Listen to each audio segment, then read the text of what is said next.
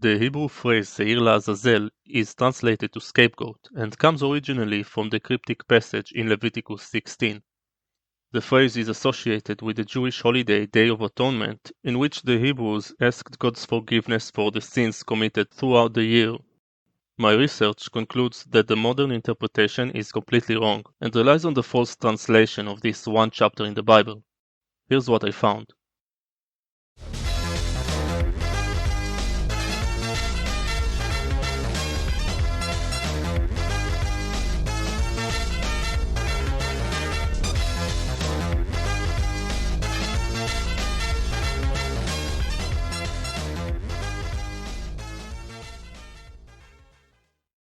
Leviticus 16 takes place after the Exodus, where Moshe leads the Israelites out of Egypt.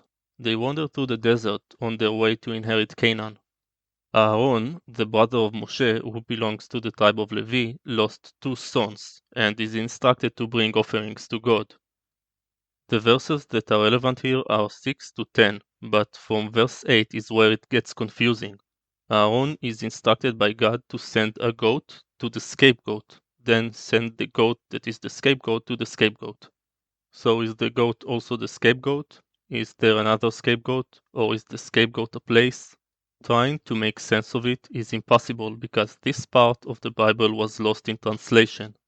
The cause of confusion is the phrase Seir LeAzazel, 2 words, Seir and Azazel, that were translated to goat and scapegoat. The modern interpretation is that this is the Jewish practice of slaughtering a goat on the Day of Atonement to seek forgiveness for sins done throughout the year. And the common interpretation of the phrase is as follows: Seir is a goat and Azazel is the location that the goat is sent to. I don't think any of these 2 interpretations are maliciously wrong, but happen because of lack of context that is crucial to understand the situation. Leviticus 16 tells of Aaron's sacrifice of Seirim to God and to Azazel. In the book of Enoch, Azazel is the name of a fallen angel, who was part of a group of divine entities who rebelled against God and mixed with mortal woman.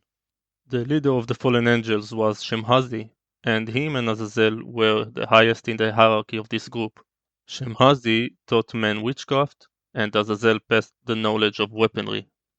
Azazel is described as a sort of demonic goat himself, and the practice of worship this fallen angel is well documented and well spread in modern times, only it is more common to refer to him as Baphomet. In the Chronicles of Yerachmiel, a book that gathers Hebrew traditions, we learn of the fate of both Shemhazi and Azazel after the rebellion. Shemhazi repented and asked God for forgiveness, but as punishment for his actions, hangs upside down between heaven and earth in the state of endless fall. In his honor, a ceremony by the name of Afterlife Festival takes place almost on a monthly basis, each time in a different city in the world.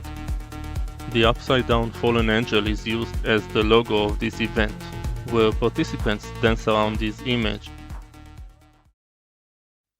Azazel did not repent for the rebellion, and was sent by the archangel Raphael to a hole in the desert, where he is covered by stones, unable to see the light of day.